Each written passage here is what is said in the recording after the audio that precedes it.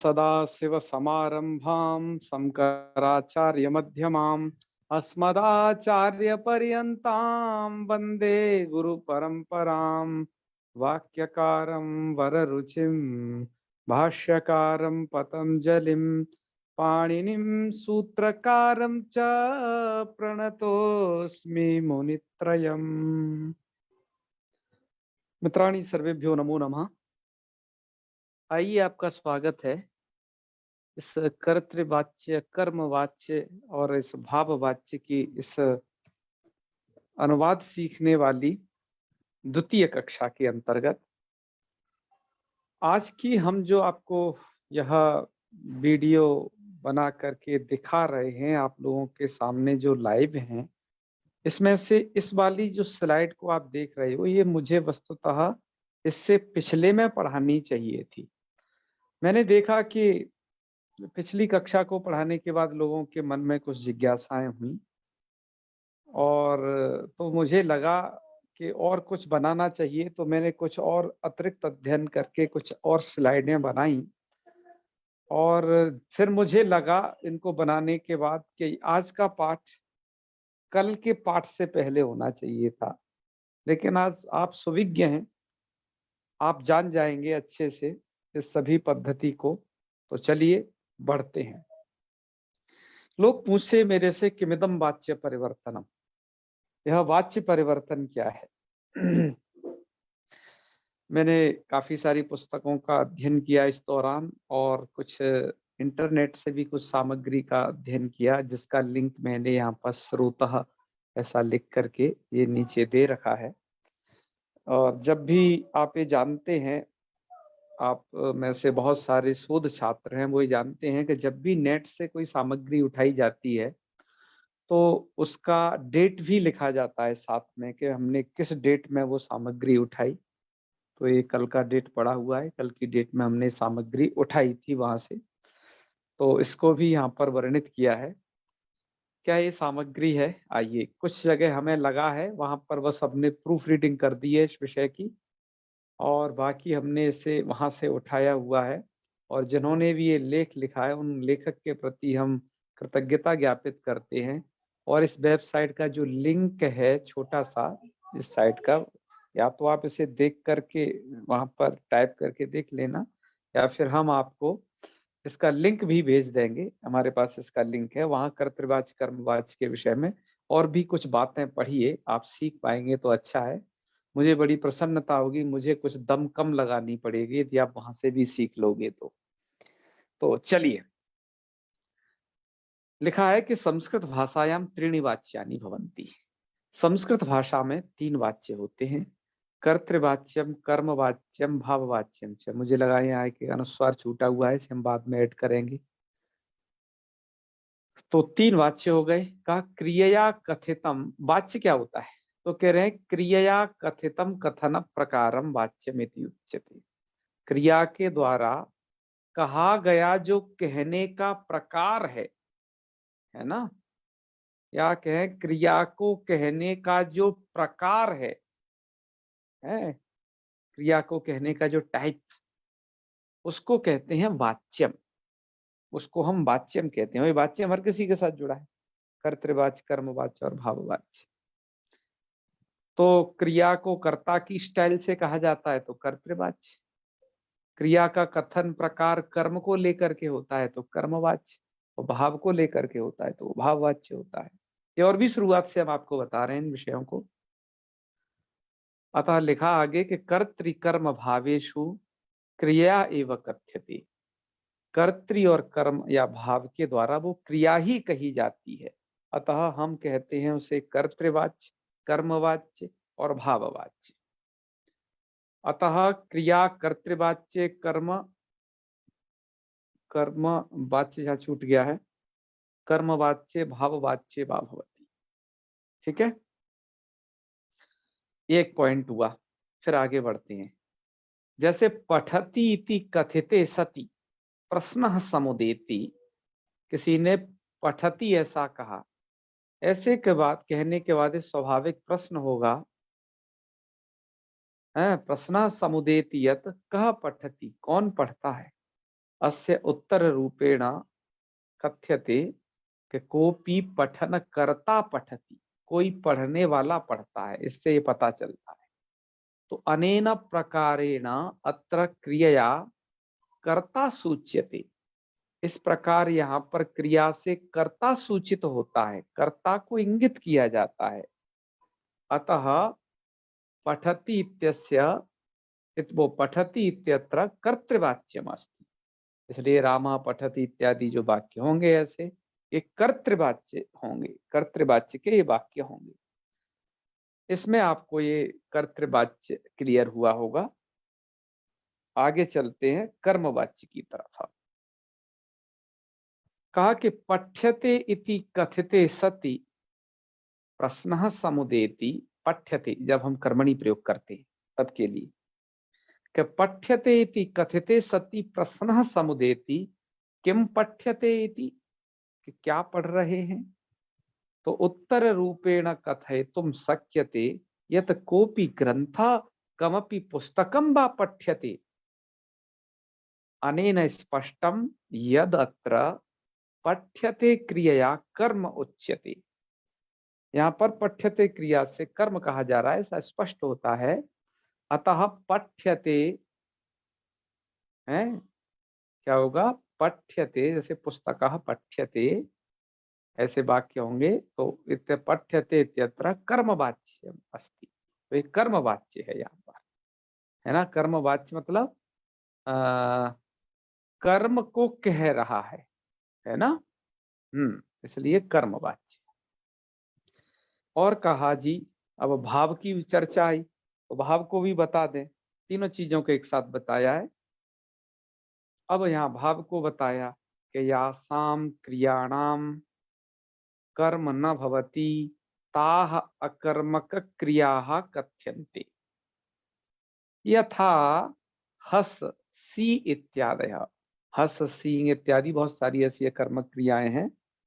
आपको कौन सी धातु सकर्मक है और कौन सी धातु अकर्मक है ना, इसको जानने के दो सबसे ब्रह्मास्त्र उपाय हैं। दो ब्रह्मास्त्र उपाय। एक उपाय ये है कि एक ऐप है अष्टाध्यायी.com, मैंने आपको पहले भी इंस्टॉल करा रखा है।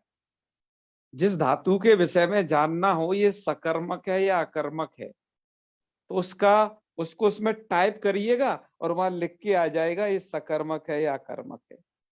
तो यदि वो क्रिया सकर्मक हो तो आप उसे कर्मणि प्रत्यय कर लीजिएगा और कर्ता में तो होगा ही होगा, और जब वो क्रिया अकर्मक है तो उसे आप भाव में प्रत्यय ले आइएगा। एक तो ये आपके पास ब्रह्मास्त्र उपाय हम बताए जो सर्व सुलभ और बिना ज्यादा सोचे समझे वाला। भाई उपाय है तो बताना पड़ेगा ना। हाँ, अब यही हम थोड़ी ना कहेंगे कि नहीं हमने जो बता रखा है वही सर्वश्रेष्ठ उपाय है। अरे जहां से भी मिल रहा है उपाय ये जानने चाहिए।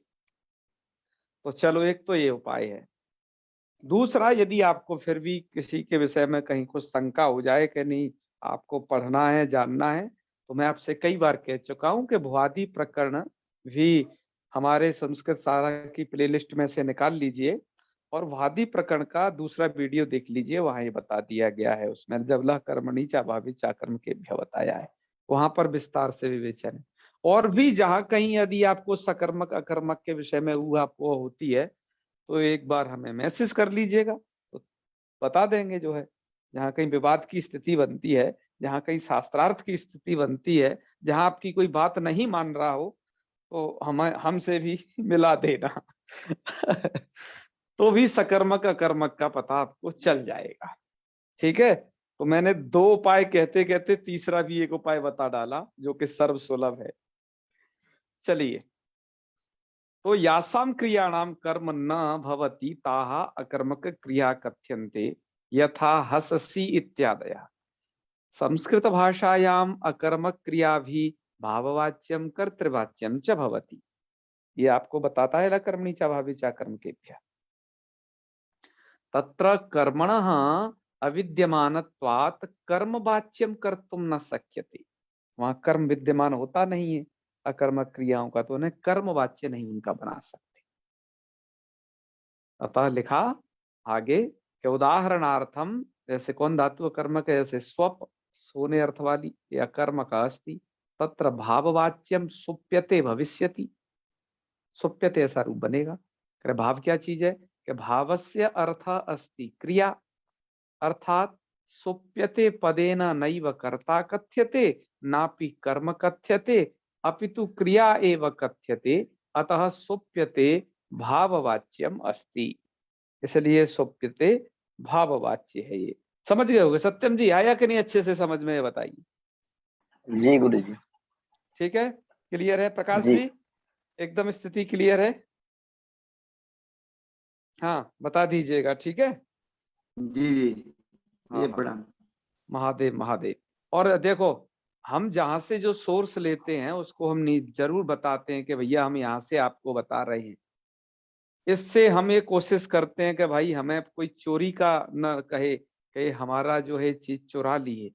दरअसल मैं तो चोर नहीं हूं, ऐसे कहोगे तो मैं पाणिनि जी की व्याख्या को पढ़ा रहा हूं तो पाणिनि जी का चोर हुआ, और बहुत सारे व्याख्याकारों को देख के पढ़ाता हूं। तो मैं तो खुद को कर्तृत्व का अभिमान कभी नहीं करता, तो मैं तो नहीं कहता हूं कि ये मैं कर रहा हूं। मैं हमेशा कहता हूं कि या इसका मैं केवल निमित्त मात्र हूं, मैं केवल इस पाठ का प्रस्तोता हूं, ना कि इस पाठ का कर्ता। तो मुझे जो सामग्री लगती है जहां से बढ़िया बढ़िया रसगुल्ले रबड़ी है या कोई चटर मटर अन्य छोटा मोटा पदार्थ, वो मैं आप लोगों के सन्मुख बस परोसता हूं अपने स्वाध्याय रूपी यज्ञ के द्वारा।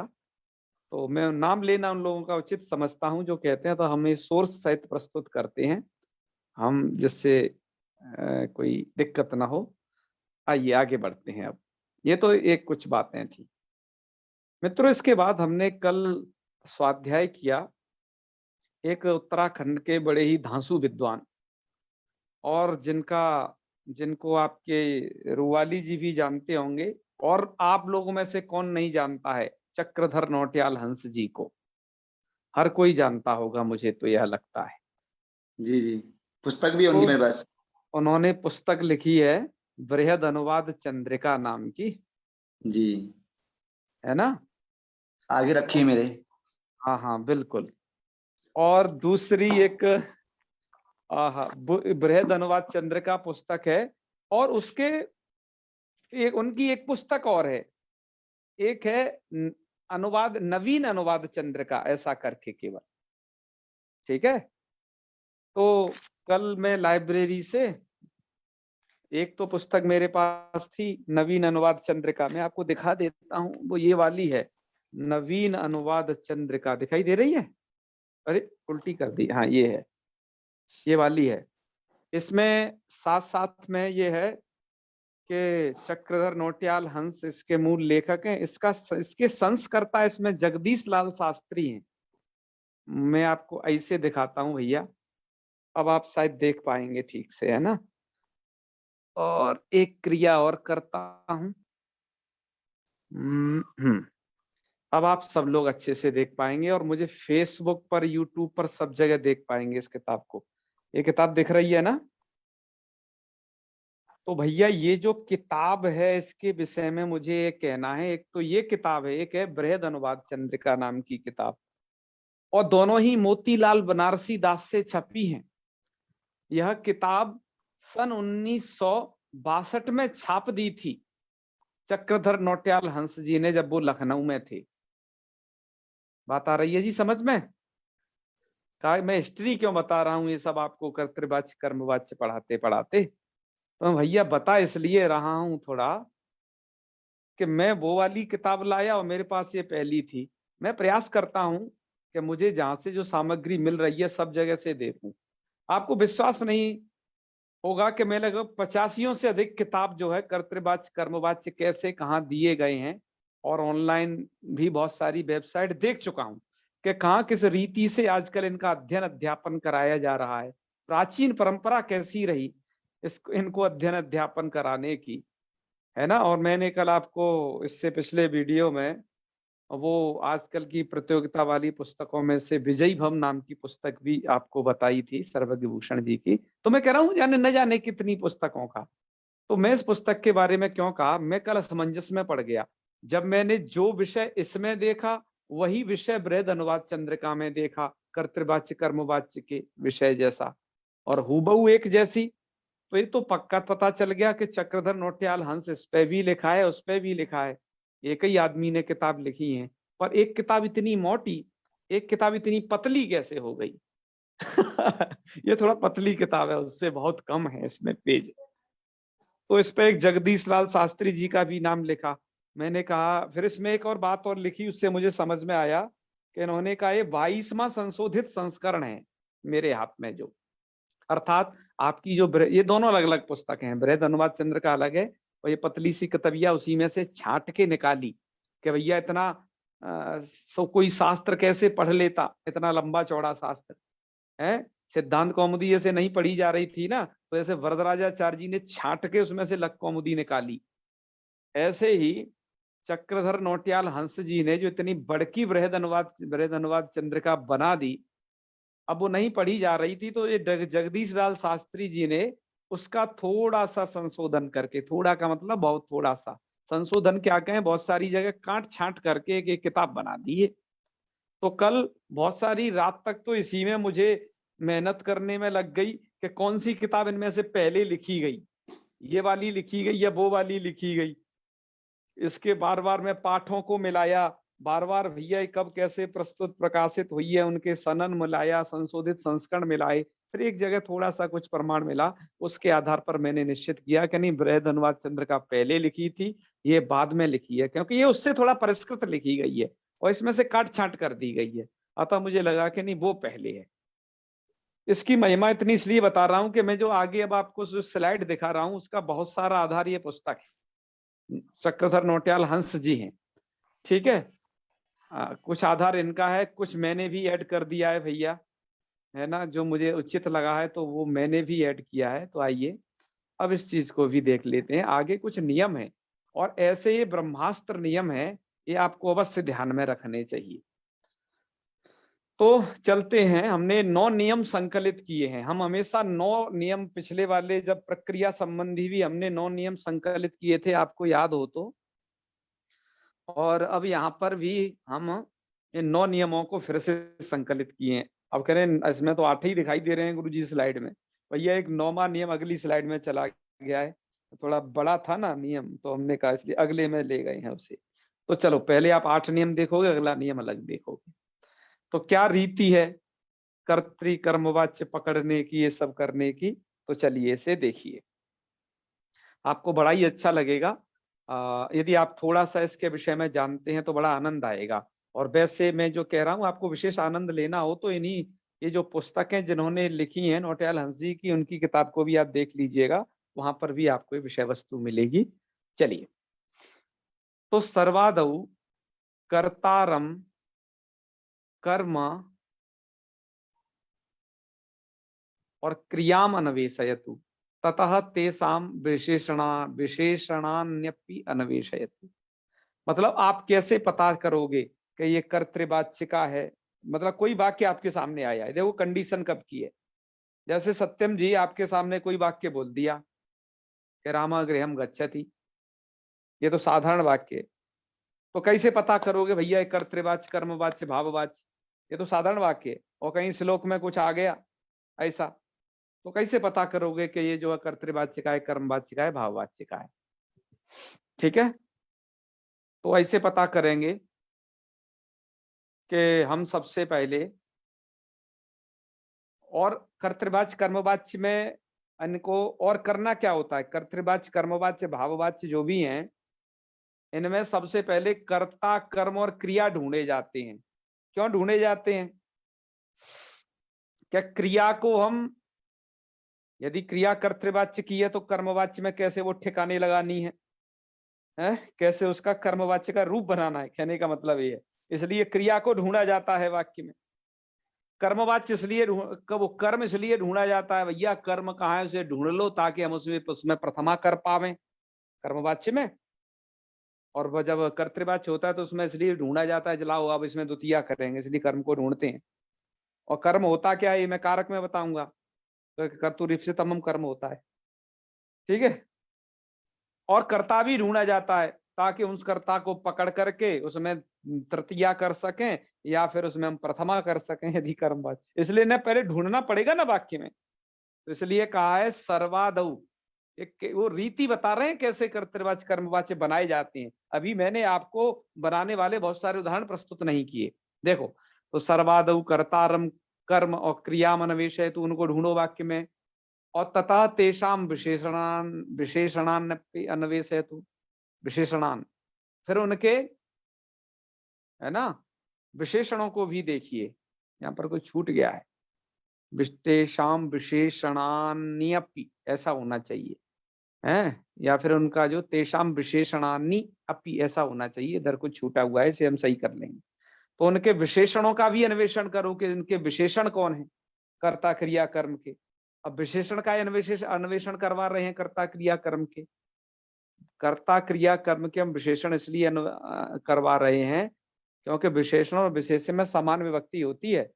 तो जैसे यहाँ पर आप कर्ता में तृतीया करो, तो जो कर्ता का विशेषण है उसमें भी तृतीया मार देना, तृतीया कर देना, ठीक है। ये मार देना थोड़ा छात्रों की आपसी बोलचाल वाली भाषा होती है, इसलिए कभी कभार हम उसे प्रयोग कर देते हैं। ऐसे कर्म में यदि प्रथमा है तो कर्म का जो विशेषण होगा उसमें भी प्रथमा मार देना, ठीक है।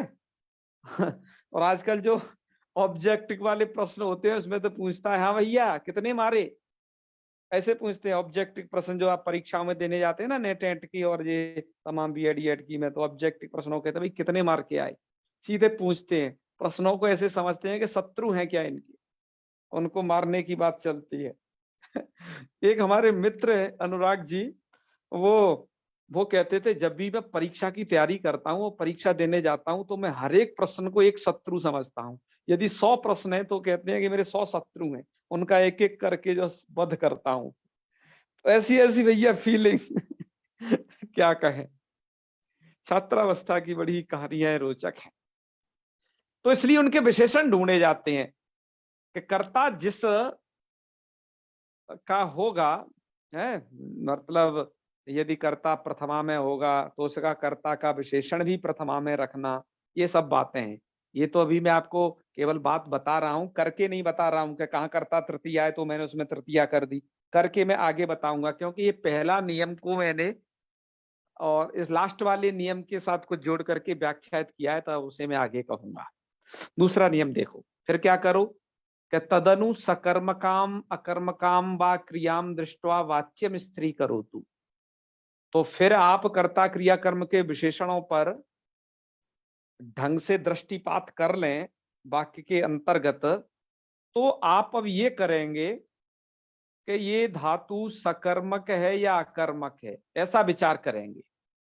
तदनु सकर्मकाम अकर्मकाम व क्रियाम दृष्टवा, के धातु सकर्मक है या अकर्मक है, ऐसा विचार करेंगे। कैसे कर पाएंगे?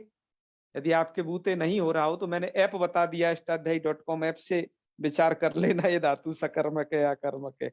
ऐसा करने से आप ये निश्चित कर पाओगे, दृष्टवा वाच्यम स्त्री करो तू, वाच्य स्थिर कर पाएंगे कि इसको मैं अब कर्मवाच्य में बनाऊंगा या भाववाच्य में बनाऊंगा, यदि ये क्रिया कर्तृवाच्य की है तो ऐसे आप बना लोगे। क्योंकि कर्तृवाच्य बनाने के लिए आपको ये नहीं निश्चित करना है कि धातु सकर्मक है कर्मक है, क्योंकि धातु चाहे सकर्मक हो अकर्मक हो कर्तृवाच्य तो प्रयोग होता ही है, लेकिन भाववाच्य में और कर्मवाच्य में झगड़ा है कि सकर्मकों का कर्मवाच्य अकर्मकों का भाववाच्य होता है, इसलिए ऐसा निश्चय करना है। ये दूसरा पॉइंट हुआ। अब तीसरा पॉइंट कहाँ है? ये है कि यदि कर्तरी प्रथमा है, एक और तरीका बताया जा रहा है पहचानने का, जिसे कहते हैं कि बिल्कुल बच्चों वाला तरीका। यदि वाक्य में कोई कर्ता में प्रथमा हो, कर्म में द्वितीया हो, ठीक है। ओहो, यहाँ पर एक थोड़ा मिस्टेक रह गई है। तो तदा कर्मवाच्यो की भवती, भैया यहाँ पर लिख देना तदा कर्तृवाच्यो भवती, ठीक है। ये थोड़ा छूट गया है, और वाच्यो नहीं होना चाहिए, तो वाच्यम होना चाहिए। तदा कर्तृवाच्यम भवती है, कर्म वाच्यम भवती, क्योंकि वाच्य शब्द को नपुंसक लिंग में प्रयोग करना है। चलो ठीक है, इसमें जो गलतियां आ रही हैं भैया हम आपको बताते जा रहे हैं, स्लाइड में सुधार कर देंगे, ठीक है, आपको पाठ को पढ़ाने के बाद। तो यदि कर्तरी प्रथमा और कर्मणि द्वितीया भवति, तो क्या होता है, तदा कर्तृवाच्यम भवति। वह वाक्य को समझना चाहिए कि वो कर्तृवाच्य में है, ठीक है। मैं यहाँ भैया अलग से लिख देता हूं, जिससे कि आपके दिमाग में भी लिख जाए साथ ही साथ। तो तदा कर्तृवाच्यम भवति, और यदा कर्तरी तृतीया और कर्मणि प्रथमा, तो तदा कर्मवाच्यम भवति। और यदि कर्तरी तृतीया है केवल और कर्म पद का अभाव है, तो वहां पर भाववाच्यम भवति, भाववाच्य होता है वहां पर। ये कहना है। कहने का मतलब क्या है कि देखिए, इस फॉर्मूले को थोड़ा याद रखिए। जब कर्तृवाच्य है तो एक दो, और जब कर्मवाच्य है तो तीन एक। ये कुछ गणित के जैसे सूत्र हैं, कुछ हमारे छात्र ऐसे भी लगाते थे, कुछ छात्रों से मैंने टेक्निक सीखी कि वो एक दो करते थे इधर, और इधर तीन एक करते थे। है ये एक दो और तीन एक वाली टेक्निक है कर्तृवाच्य और भाववाच्य कर्मवाच्य बनाने की। और भाववाच्य में केवल तीन, अर्थात यहाँ पर कर्ता में तृतीया होती है, बस उधर वाला गायब है बस। ये थोड़ा समझना है, 1 2 का 4 4 2 के 1 जैसी कुछ कहानी है इसकी, ठीक है। तो ये कर्तृवाच्य है तो एक दो, और यदि कर्मवाच्य है तो तीन और एक का कुछ फॉर्मूला है, हमने बता रखा है, समझ लीजिएगा। आगे चलें, क्लियर हो गया है फॉर्मूला, आगे बढ़ते हैं।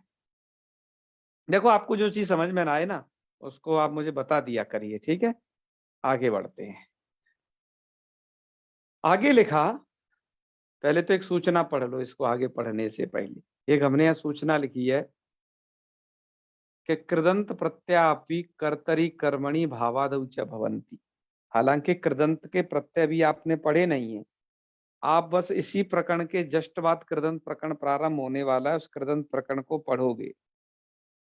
तो उस कृदंत प्रकरण के भी कुछ प्रत्यय हैं, वो भाव में कर्म में होते हैं और कर्ता में भी होते हैं। तो आप केवल ये जिद मत पकड़ लेना कि नहीं, जो तिवादी प्रत्यय हैं वही भाव कर्म में होते हैं, और जब कर्ता से मैं कर्तृवाच्य और भाववाच्य बनाऊंगा तो केवल मैं तिङंत, वो तिंग प्रत्ययों का ही बनाऊंगा, तिङंत से होने वाले शब्दों का भी बनाऊंगा। ये आपको कृदंत का भी बनाना पड़ता है, ठीक है। मैं कुछ आपको बताता हूं कि यदा तिङंत प्रयोगे कृदंत प्रयोगे वा कर्तृकर्म वाच्य स्थले समानम रूपम भवति। कभी कर्तृ तिङंत प्रयोग में और कृदंत प्रयोग में ऐसी स्थिति आती है जो कर्तृ कर्म वाच्य स्थल हैं उन पर समान एक जैसा रूप हो जाता है। तो हम कैसे पहचानेंगे कि कर्तृवाच्य है कर्मवाच्य है? तब कहा जी, ऐसी स्थिति में आप कर्तृ कर्म पदम्बा वीक्ष, या तो कर्तृपद को देख करके या कर्म पद को देख करके वाच्यम अभिजानातु, वाच्य को जाने। कैसे? कर्तृ और कर्म पद को देख करके, इस एक दो और तीन और एक के फॉर्मूले को देख करके वहां पर पहचानना। उदाहरण मैंने नीचे लिखे हैं। अब मैं एक ऐसा विषय प्रस्तुत कर रहा हूं मित्रों, ये जो 6 नंबर का बिंदु है, यदि ये विषय आज आपको समझ में ना आए तो घबराने की बात नहीं है। जब मैं आपको कर्तृवाच्य कर्मवाच्य के अगली वीडियो में बहुत सारे उदाहरण पढ़ाऊंगा, तब इसे समझ लेना, इस 6 बिंदु को, ठीक है। मैं वहां पर भी समझ में आ जाएगा। मैं आज इसे सामान्य रूप से फिर भी बताए दे रहा हूं कि देखो, तिङंत स्थल में जब कर्तृवाच्य बनाओगे, एक मैं ऐसा उदाहरण ये प्रस्तुत कर रहा हूं जिसका कर्तृवाच्य और कर्मवाच्य का जो रूप है वो समान बनता है। जैसे एक दिवादी गण की धातु है पींग पाने, इसका रूप बनता है पीयते। पीयते कर्तृवाच्य है मित्रों, ये मैं आपको बता रहा हूं इसलिए आप ये जान रहे हो। और ये जो पीयते साइड में लिखा है ये है आपका कर्मवाच्य। ऐसा आप कहोगे ऐसा कैसे गुरुजी, एक पीयते को आप कर्तृवाच्य कह रहे हो, एक पीयते को कर्मवाच्य कह रहे हो, ऐसा कैसे कह रहे हैं? तो ऐसा इसलिए बता रहे हैं भैया कि मैं जो ऊपर एक छठे नंबर पे जो लिखा हूं इसे एक बार फिर पढ़ो कि तिङंत का प्रयोग हो या कृदंत का प्रयोग। तो पहले वाले वैसे लाइन में कृदंत वो तिङंत प्रयोग है, दूसरे में कृदंत प्रयोग है, और वहां पर कर्तृकर्मवाच्य स्थल में जो रूप है वो समान है। जैसे कर्तृवाच्य में भी पीयते है और इधर कर्मवाच्य में भी पीयते है। तो हम कैसे समझेंगे वाक्य में ये पीयते मिल गया कि ये कर्तृवाच्य वाला है कि कर्मवाच्य वाला है? फंस जाएगा आदमी अगला, कैसे समझेंगे? तो कहा तब आप क्या करिए, कर्तृपद को देखिए इनके और कर्म पदों को देखिए तो आपको पता चल जाएगा। ठीक है, जैसे यदि किसने प्रयोग कर दिया कि रसम पीयते, तो पीयते यहां बनता क्यों है दिवादी गण में, पहले ये भी जान लो। क्योंकि मित्रों दिवादी गण में होता है स्यन विकरण, और स्यन विकरण का बचता है ये आप अच्छे से जानते हो। स्यन विकरण का क्या बचता है? य। और यहां पर होता है यक, भाव कर्मणो यक, तो यक का भी यह बचेगा। अब जब इनका ये बचेगा, अच्छा, और यदि दिवादी गण की कोई धातु, जैसे यदि कर्मवाच्य भाववाच्य तो आत्मनेपद में होते हैं, और यदि दिवादी गण की कोई धातु भगवत कृपया आत्मनेपदी और हो गई, जैसे ये मैंने जो धातु ली है पींग पाने ली है, जिसमें ईकार ऑटोमेटिक है धातु में, और ये धातु आत्मनेपदी है, तो इसका पीयते बन जाएगा, ऐसी धातु का भी। उमाकांत जी ध्यान देंगे आज के इस विषय पर। हाँ, ये वाला विषय जो है ना कम विद्वान लोग जानते हैं, इसलिए आपको ये ग्रहण करना है और अपने सभी सर्किल में बताना है लोगों को।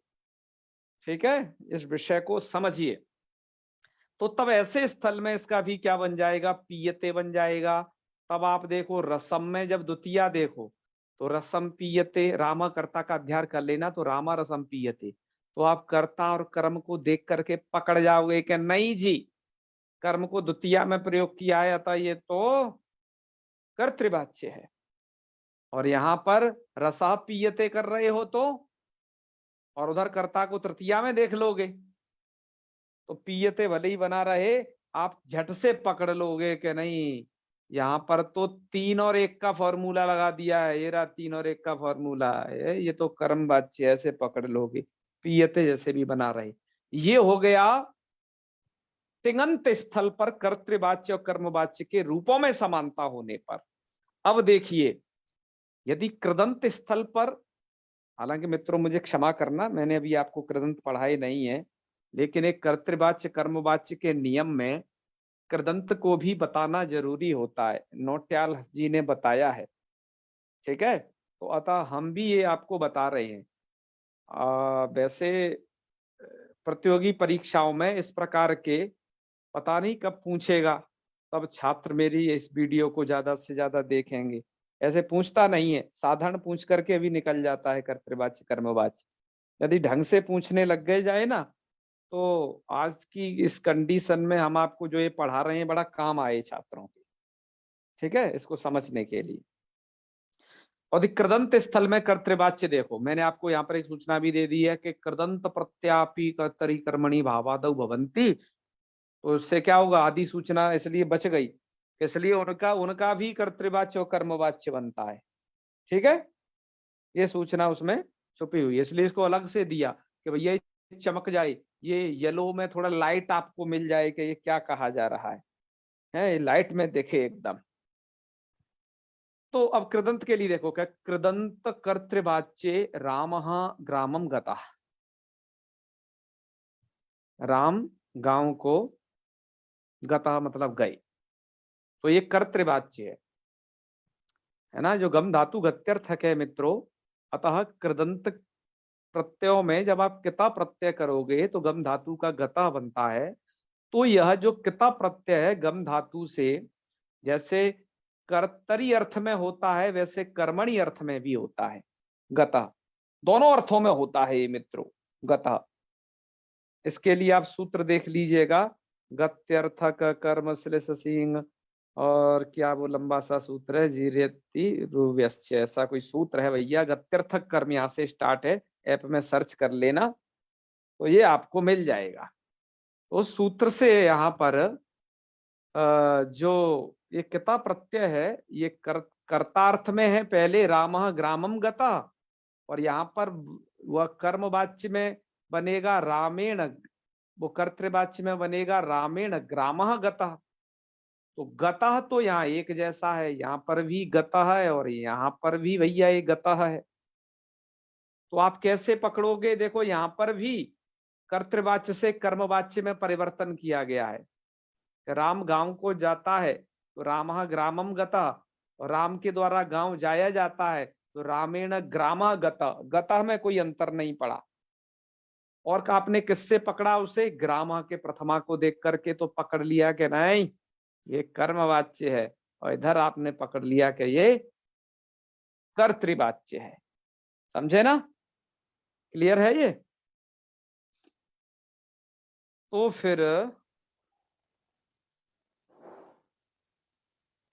फिर आपके मन में एक प्रश्न आएगा कि अरे भाई, कि जब कृदंत का क्रियापद क्रियंत, आप तिङंत की बात तो छोड़ो, गुरुजी ने तिङंत के क्रियापद बताए और हमने औरों से भी सुने हैं, का कृदंत में भी वाच्य परिवर्तन होता है। हमने एक जगह आपको बता दी, कर्तृवाच्य कर्मवाच्य। तो भैया कृदंत में भी वाक्य परिवर्तन होता है, इसमें प्रश्न करने की क्या बात है, आपके सामने भी बता दिया ना, ये कृदंत में भी होता है। ठीक है, और इतना ही नहीं, ऋजंतों का वाच्य परिवर्तन भी मैं आपको बताऊंगा, क्योंकि ऋजंत का रूप आपने इसमें देखा था भाव कर्म प्रक्रिया में। और मैं आपको यंगंत सन्नंत और यंग लोगंत के भी वाच्य परिवर्तन थोड़ा थोड़ा सांकेतिक रूप में अवश्य बताऊंगा, जिससे आपको ये जानकारी हो सके कि वाच्य परिवर्तन कहाँ कहाँ किस किस तरीके से होता है, कैसों कैसों का होता है। ठीक है, अच्छा।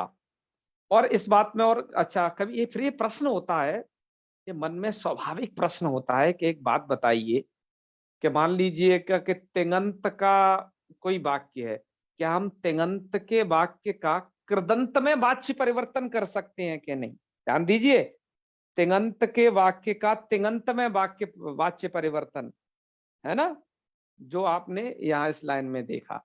और अब मैं कह रहा हूं तिङंत के वाक्य का कृदंत से वाच्य परिवर्तन कर सकते हैं कि नहीं। तो कहा बिल्कुल कर सकते हैं। नियम नंबर 8 को देखिए भैया, ये 7 नंबर है, 7 नंबर का नियम है ना, इसे हम बाद में बताएंगे। ये स्लाइड हमने बड़ी समाधि अवस्था में रह करके बनाई है, तो इसमें हो क्या गया है, मुझे 7 नंबर को नीचे लिखना चाहिए था, 8 वाले को उसके ऊपर करना चाहिए था, तो थोड़ा ऐसा ऊपर नीचे हो गया है। तो अब इसे सुनिए, कहा कि भूतकालिक वर्तमान कालिक कृदंते नापि तिङंता नाम वाच्य परिवर्तनम भवति।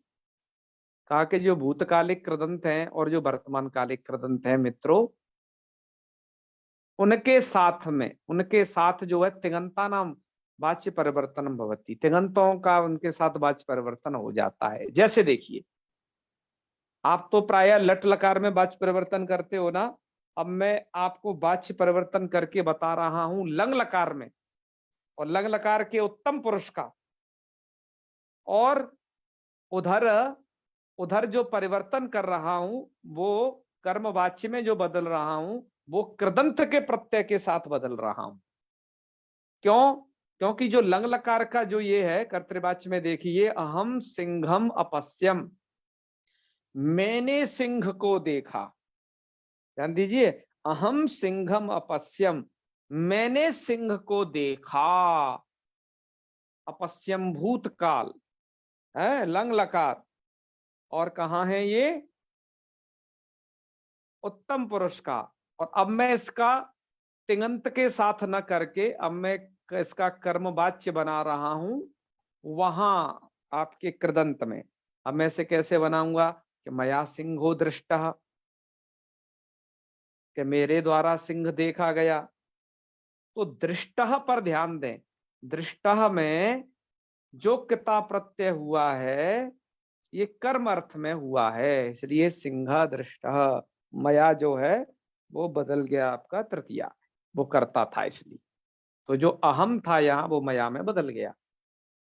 तो ऐसे मित्रों में बहुत सारे अभी आपको वाच्य परिवर्तन के अभ्यास कराने वाला हूं, लेकिन सामान्य वाले ज्यादा कराऊंगा, ये कृदंत ऋदंत के साथ वाले कम रहेंगे। इसकी तो मैं आपको जानकारी दे रहा हूं कि इस तरीके से वाच्य परिवर्तन की रीति है। एक और नियम जानिए, नियम नंबर 7 में अब बताता हूं आप।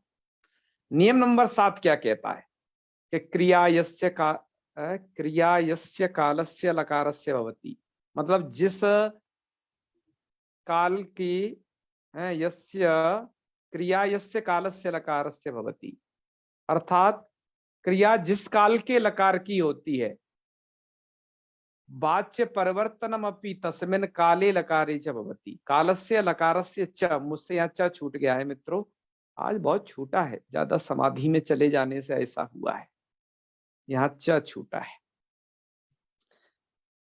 क्रिया यस्य कालस्य लकारस्य भवति, क्रिया जिस काल की होगी, काल का मतलब भूत भविष्य वर्तमान, और लकार मतलब 10 लकार। तो मैं कालस्य लकार से क्यों अलग लिखा हूं कि मित्रों लकार तो होता है आपका तिङंत स्थलों पर, ये सब है जो आपका बुआदी गण है। काल का संबंध होता है कृदंत के प्रत्ययों के साथ, वहां लकार का संबंध नहीं है उतना, हालांकि लकार के स्थान पर वो प्रत्यय होते हैं। तो क्रिया यस्य कालस्य है लकारस्य वा भवति, ऐसा कर दो। वाच्य परिवर्तनम अपि तस्मिन् काले लकारे च भवति, वाच्य परिवर्तन भी उसी काल में और उसी लकार में होगा। जैसे कर्तृवाच्य में देखिए, पहले स उक्तवान, अभी स उक्तवान कृदंत वाला मैं वाच्य परिवर्तन कर रहा हूं। सह उक्तवान उसने कहा, कर्मवाच्य में बनाएंगे तेन उक्तम, उसके द्वारा कहा गया। ठीक है, तो ये हमने कर्तृवाच्य, वो ये हमने पहला कर्तृवाच्य स उक्तवान, और तेन उक्तम जो है ये आपका कर्मवाच्य हो गया।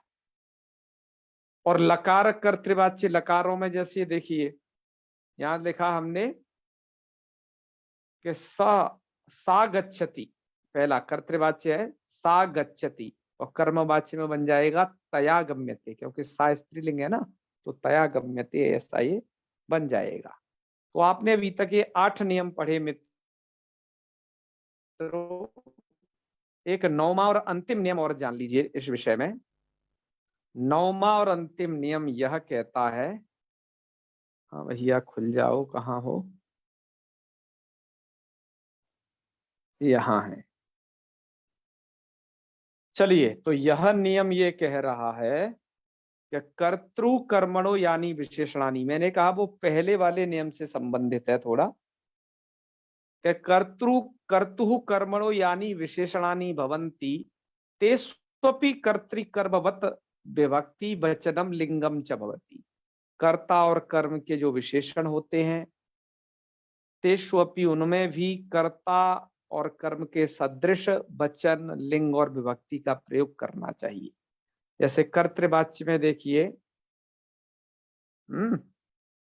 के सयाना मूर्खा भुंजते, के मूर्ख सोते सोते खाता है, तो सयाना मूर्खा, वैसे तो मूर्खा भुज्यते ये है, और मूर्खा का विशेषण है सयाना, कि वो सोते सोते खाता है। तो मूर्खा में जैसे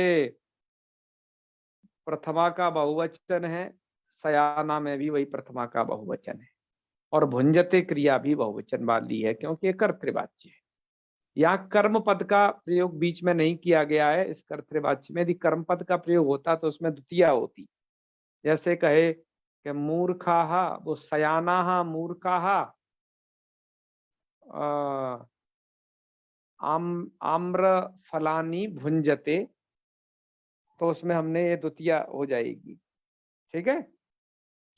और यदि कर्मवाच्य में देखिए, शयानैः मूर्खैः भुज्यते, तो यहाँ पर ये कर्तृपद है। अब यहाँ तृतीया हो गई, क्योंकि मूर्खई में तृतीया थी, इसके क्योंकि ये कर्मवाच्य में है तो वहां तृतीया हो जाती है कर्ता में। तो यहाँ मूर्खई में तृतीया, तो उधर शयानई ही में तृतीया कर दी, तो शयानई मूर्खई ही भुज्यते। तो क्या भुज्यते कहें, तो शयानई ही मूर्खई ही है, फलम कह दे, फलम या फलानी भुज्यते। तो अब ये फलम फलम फला फलम फले फलानी ऐसे रूप हैं जो प्रथमा और द्वितीया में एक ही से बनते हैं। सो आप इसको पर यहाँ प्रथमा का समझना, उसे दूसरा द्वितीया का न समझ लेना, ये आपके पहचानने की रीति होगी। तो ये भैया है कर्मवाच्य में शयान ही मूर्खे भुंजन्ते, भुंजन्ते नहीं होगा क्या? वहां पर कर्मवाच्य में शयान है तो ठीक हो गया, शयान है, तृतीया बहुवचन हो गया, पर मूर्खे यहाँ का जो कर्म है वो एक वचन में है, नहीं, भुज्यते। तो मूर्ख जो मूर्ख ही है कर्म है। देखो, मूर्ख ही कर्म, भले ही वो कर्म नहीं है, वो करता है। सयाना मूर्खा भुज्यते में ये करता है, वहां प्रथमा है। और उसी, कर्मवाची बात बताऊं, कर्मवाची की बात। अब देखो कर्मवाच्य का इस वाक्य में जो बनाया गया है, यहाँ पर एक कर्म वाच्य तो है लेकिन कर्म पद का प्रयोग नहीं किया गया है। इसलिए मैं आपको वो फलल बीच में कर रहा हूं ना, वो उसके हम्म, प्रयोग हैं। यदि मैं इसमें करता हूं शयान ही मूर्ख ही, तो फलम भुज्यते, हाँ, फलम एक खा रहा है तो भुज्यते, क्योंकि कर्म वाच्य में कर्मानुसार आपको एक वचन बहुवचन करने हैं, कर्मानुसारिणी क्रिया। और यदि मैं ये फलानी करूंगा उधर, तो जी, तब है सयानी मूर्खई फलानी, तो आप कहेंगे भुज्यन्ते, तब आप भुज्यन्ते कहोगे। ठीक है, ये स्पष्ट है ना। ये मूर्ख है मूर कहाँ का हुआ है? तृतीया बहुवचन का है। तृतीया बहुवचन है। हाँ हाँ ठीक है, समझ में आया ना, ये तृतीया जी, बहुवचन है। तो ठीक ठीक। सयानई मूर्खई भुज, अभी बहुत सारे मैं उदाहरण आपको दिखाता हूँ, उदाहरणों से बहुत आपको स्पष्ट होगा। और इस श्लोक को और जान लीजिएगा जो इसके सार के रूप में है कि कर्तृकर्म क्रियाश्चैव कर्तृकर्म विशेषणम वाच्यान्तरम कर्तुमिक्षुरेतानि परिवर्तयेत्। ताकि कर्तृकर्म और क्रिया, और कर्तृ और कर्म क्रिया है, कर्ता कर्म और इनके क्रिया, इनके जो विशेषण है वो क्या करने चाहिए, वाच्यान्तरम कर्तुमिक्षेत एतानि परिवर्तयेत्। जो वाच्य परिवर्तन करना चाह रहे हैं, कर्तुम इक्षु हैं जो लोग, वो एतानी परिवर्तित, वो इनको भी साथ साथ बदल लिया करें, इनके विशेषणों को भी उस विशेष्य के साथ बदला करें। तो ठीक है। तो मित्रों, हालांकि इसके बाद मुझे आपको एक बहुत सारी, मैंने आप लोगों के लिए लंबी चौड़ी अभ्यास के लिए एक लिस्ट भी बनाई हुई है, जिसमें मैं चाहता हूं कि आपको थोड़ा उसका अभ्यास कराता, किंतु आज समय हो गया ये मुझे नियम बताते बताते। तो अब मुझे जो भी नियम बताने थे मित्रों, इसके वाच्य परिवर्तन के जो आपको ध्यान में रखने चाहिए, ये नियम बता दिए हैं। वाच्य परिवर्तन करना कल से स्टार्ट करते हैं। ठीक है। और साधारण वाच्य परिवर्तनों को करेंगे और स्मद अस्मद इत्यादि के साथ करेंगे। वाच्य परिवर्तन करते हुए एक बार फिर आपको नियम स्मरण में कराता रहूंगा कि इस नियम से ऐसा हुआ ऐसा हुआ। आप उन सभी वाक्यों को ध्यान से पढ़ेंगे।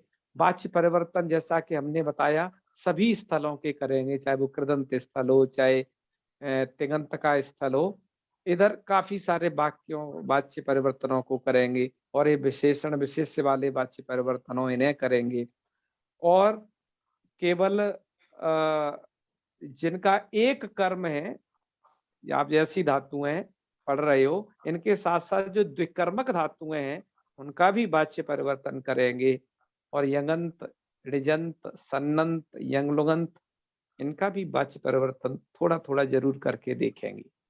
ठीक है, तो एक वीडियो में सबको चलो कवर करते हैं अग्रिम में, तो इसको फिर करेंगे।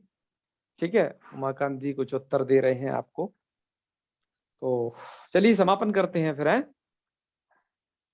चलो। ओम सर्वे भवन्तु सुखिनः, सर्वे सन्तु निरामयाः, सर्वे भद्राणि पश्यन्तु, मा कश्चित् दुःखभाग् भवेत्। ओम शांति शांति शांति। सर्वेभ्यो नमो नमः। शुभ रात्रि। प्रणाम गुरु। जी जी, हर हर महादेव।